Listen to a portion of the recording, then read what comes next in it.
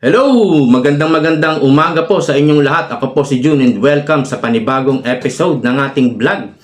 Nako, nagpapasalamat po tayo dito kay Mayor Magalong. Talagang bumibilib ako sa kanya.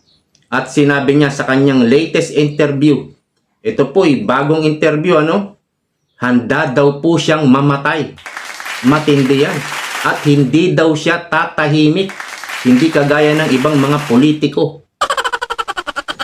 Mga nananahimik. Kahit nakita na nila na yung korupsyon, harap-harapan na nilang nakikita, nananahimik. Hindi kagaya ni Mayor Magalong, bumabangga kahit kay speaker. Hindi po ba yan ang dapat mga tularan ng ating mga mayor, governor, mga congressman, senator, 'di ba? Well, of course, nandyan ang Richard Gomez, wala rin takot, Marcoleta, ang mga senators natin, Bongo, Bato, si Robin Padilla, at iba pa. Hindi lang naman si Mayor Magalong talaga na kumbaga may bayag. Ito po talaga, bilib ako dito sa taong ito. Abay, last year pa pala ito. Last year pa pala, meron na siyang mga ini-expose na corruption. No? Take note hindi siya tatahimik at patuloy niyang lalabanan ng korupsyon at handa siyang mamatay. Kasi hindi po sino-sino lang ang binabangga niya. Mga makapangyarihan po sa gobyernong ito. Ang kanyang mga pinatutumbukan, pinatatamaan. Talaga namang binanggit niya pa si Speaker, no? Kapag sumama ka sa sortie ni Speaker, magkakaroon ka ng 7 million po. 21 million. Kung makaapat ka, 84 million. Yan po, binanggit niya. At nagtataka po ako dito po sa mainstream media, no? Simula po nung January 1 yata ito Simula nung nagpalit na yung taon, na-interview na po si Mayor Magalong at lahat po ng mainstream media, lahat ng media, lahat ng radyo, dyaryo, in-interview na po yata siya lahat. Hanggang ngayon, mayroon pa siyang interview. January 10 na, mahigit isang linggo na. Dito po ako medyo napapaisip, hindi ba hawak ng administrasyon ang mainstream media? Especially ni Tambak, ni Ngagba. Hindi ba hawak nila yan? Pero alam naman ng mainstream media kung sinong tinutumbok ni Mayor Magalong. Si Speaker. Pero bakit nila pinick up at ibinabalita? Tapos ito, yung mga interview halimbawa ng GMA sa bandang huli. No? Sa bandang huli, sinasabi nila, kinokontak po namin ang opisina ni Speaker pero hindi po tumutugon. Yung iba namang media nananawagan pa na bukas po ang aming linya sa inyo, Mr. Speaker, para sa inyong reaksyon tungkol sa sinasabi ni Mayor Magalong. Ibig sabihin, ang expose ni Mayor Magalong, ang tinutumbok si Speaker pero ibinabalita, no? Pinick up lahat si Mayor Magalong. Lahat ng media. Pinick up siya.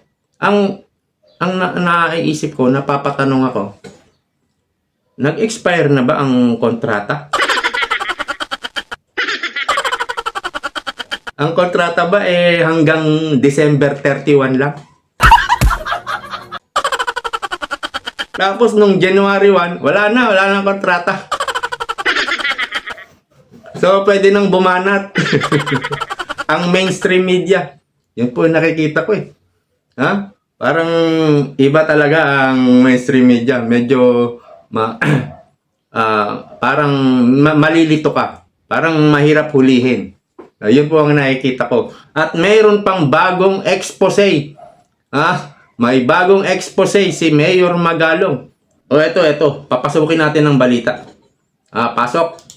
Ako nakikipaglaban. Mahirap lang talaga. Kasi nakapokus lahat sa akin. Attention, gagawa sila ng mga intriga, gagawa lahat sila ng mga kasinungalingan. Sisiraan talaga nila ako. Pero, kailangan ba natin manahimik? Tatahimik ba tayo? Hindi tatahimik. Ayun! Putulin muna natin yung video. Hindi tatahimik. Kahit alam niya na nalalagay sa alanganin ang kanyang buhay, ang kanyang political career. Yan po ang kinatatakot ng ibang mga politiko eh. Kasi yung iba namang mga politiko, malamang kaya sila tumatahimik. Nangurakot din sila eh. Alam ng mga kasamahan eh. No? Alam ng mga kasamahan, nangurakot ka rin eh. Kapag ikaw ay pumalag, no, mapapasama ka rin. Yun din ang iniisip ko sa ibang mga politikong tumatahimik eh. Kaya ka ba tahimik dahil ganyan ka rin, katulad ka rin nila, no? Si Mayor Magalong hindi raw siya tatahimik, no? Itong binigyang diin ni Baguio City Mayor Benjamin Magalong matapos na maging kontrobersyal ang kanyang pagsisiwalat sa katiwalian sa proyekto ng gobyerno. Ayon sa alkalde, hindi siya pwedeng magpatalo sa takot dahil malaking responsibilidad ang nakaatang sa kanya bilang isang opisyal ng lungsod. Yan ang sinumpaan natin eh. Willing to die for this country. Willing to die din naman ako para lang ipaglaban yung tama. Lalo-lalo na yung pag-promote ng good governance at lalo-lalo na yung pakikipaglaban sa laban sa korupsyon. Dagdag pa ni Magalong simula nang inilabas niya ang kanyang saloobin hinggil sa korupsyon sa gobyerno, marami na rin ang tumatawag at nagdetect sa kanya na sumusuporta sa kanyang good governance crusade. Marami pa tayong nalalaman. Kaya sila nagpapadala kasi talagang feeling nila hopeless na rin eh. Wala silang mapagkatiwalaan na makikipaglaban dito. Pinapadala nila sa akin. Pasyon nila. Sabi ko, bakit hindi kayo pwede magsalita? Sabi nila, baka mawala kami ng tubig sa libo eh. Kami nagsalita, kaya Mayor Benji, ikaw na lang muna. Ikinatuwa naman ng alkalde ang sinasabi ni Senator Sherwin Gatchalian Nako! na hindi na dapat kasama ang mga politiko sa pamimigay ng ayuda. Subalit ayon sa alkalde, may bago ngayon na estilo ang ilang kurap na kongresista Yan. o government Yan. officials. Alam mo ba, meron na namang bagong sistema sila. Pag pupunta ka doon sa opisina nila, sasabihin nila, ay naku, wala na ako dito yung hindi na ako kami nagbibigay dito. Pero yung pera ni Congressman, nandun ako sa DSWD, kaya bibigyan na lang namin ako kayo ng note. At para pumunta na ako kayo doon sa DSWD. Nandun naman yung pera ni Congressman. Parang ganun pa rin. Papalapasin pa rin nila na utang na loob pa rin. Samantala, Grabe mga politiko, especially congressman. Grabe kayo, no? Hindi nyo pera yan. Yun pala yung bagong expose, bagong estilo ng mga kongresista. Kasi kapag may mga lalapit na tulong, no? Kumbaga wala nang cash. Wala nang cash, no? At saka yung mga lumalapit ng tulong, pinaprocess po yan eh. Pinaprocess. Kumbaga ipipila yan. Pag lumapit ka ron, mga 2 weeks ka pa, babalikan mo pa yan after 2 weeks. Saka ka mabibigyan ng financial assistance, no? Wala na raw, no? Nandun na sa DSWD. Pero bibigyan ka ng referral note, no? Nandun daw yung pera ni congressman. Hindi mo pera yan, congressman. Mahiya ka naman. samantala, sinagot ni Mayor Benjamin Magalong ang pahayag ni Congressman Salceda hinggil sa 777 scheme. Alam mo, magaling si Congressman Salceda. Napakatalino niya. Kumbaga, in terms of situational awareness, mataas ang situational awareness niya. Kaya, alam niya. Kaya lang, syempre, ayaw lang, siguro, intindi na lang natin bakit ayaw niya kami. Grace Dr. Lero, UNTV News and Rest. Okay. Alam niyo po, noong si BP Sara, sinasabihan, binabanatan ng troll, mga bangag vlogger, sinasabihan nila, sumagot ka, BP Sara, o bakit wala kang sinasabi, bakit hindi ka sumasagot? Kasi nung mga panahon na yon, siya po ay DepEd Secretary pa. Hindi po ba? Di ba, iniintriga si BP Sara, bakit ayaw sumagot? Bakit ayaw magpaliwanag? Pero nung nag-resign na siya sa pagiging DepEd Secretary, o di ba't araw-araw sumasagot? Ang speaker nyo ngayon, si Speaker Martin Romualdez, o bakit hindi sumasagot sa akusasyon ni Mayor Magalong? Sabihan nyo rin po yung speaker nyo. O speaker! Tinatawagan na nga siya ng mga media walang tugon. Nananawagan na yung media, bukas ang aming linya, sabi, pwede po kayong magbigay ng reaksyon sa akusasyon ni Mayor Magalong. O, mga bangag vlogger, sabihan nyo yung speaker nyo. O, speaker, hindi ka raw sumasagot. Ilang araw na to, mahigit 1 linggo na. Sumagot ba si speaker? Wala. Pag mayroong mga kapalpakan ang gobyerno, may sagot ba ang presidente? Wala rin. Aabot ng 2 linggo, minsan wala talagang sagot, hindi sumasagot. Walang maipaliwanag. Pero nung si BP, tinatagtad nyo ng atake, hindi raw nagpapaliwanag. O, ngayon, si speaker nyo, siya naman ang hindi nagpapaliwanag. May dahilan naman si BP Sara. Kasi member siya ng cabinet, kaya hindi siya nagsasalita. No, nung nag-resign na siya, ayan, araw-araw. Tuwing may babanat sa kanya, oras lang. O kaya kinabukasan, may sagot na si BP Sara.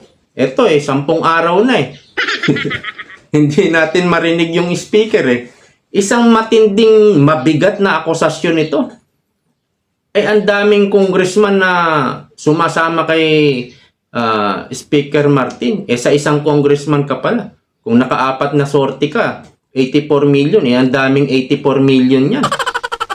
Maraming sumasama sa kanya So, dito po sa ibang mga politiko na patuloy na nananahimik, bakit ba kayo kumandidato pa? Bakit ba kayo nag-ambisyon na maging mayor, maging congressman? Kung mananahimik lang kayo. Alam naman natin may mga alam naman yan Lalo mayor, may mga confidential fund yan. May mga informante yan. Binibili nila yung mga impormasyon. Kaya lang, bakit parang kaunti lang ang nagsasalita ngayon? Kaunti lang yung may bayag na bumabangga sa mga makapangyarihang tao. Yan, tinatawagan po natin yung mga, lalo na ngayon, kakandidato sila. Sana magsalita, no? Magkaroon sila ng tapang, kagaya ni Richard Gomez. Believe talaga ako kay Richard. Marcoleta, kay Herrera nga, yung kongresistang maganda, yung maputi, si Herrera, believe din ako dun Matapang din, kahit maliit lang at babae pa. Babae yan take note. Pero hindi natatakot sa kanilang speaker. So, dito po sa susunod na eleksyon, alam nyo na kung sino yung dapat na iboto. Kaya lang, nananaig yung walang pere. Kailangan yung pere. Alam nyo po, kapag binenta nyo yung boto nyo, ang binibenta nyo kinabukasan ng anak nyo, kinabukasan ng mga apo nyo, at mga salit-saling lahi. Yan po yung binibenta nyo kinabukasan ng mga anak at apo nyo. Yan yung binibenta nyo. Kung wala kayong pera, humanap kayo, diskarte. Maraming pagkakakitaan. Humanap lang kayo. Hindi yung makakita kayo 1,000, 2,000, nasilaw na agad kayo. Barya lang po yan. Barya lang yung inaabot sa inyo. Tapos ipagpapalit nyo yung boto nyo. Maawa po kayo sa mga anak at apo nyo. Yan po ang magiging kinabukasan nila. Pero yun nga ang tinatanong ko sa sarili ko. Hindi na ba hawak ni Tamba yung mainstream media? Nag-expire na yung contract? Hanggang dito na lang po. Maraming salamat sa panonood. Ingat po kayo. Bye-bye!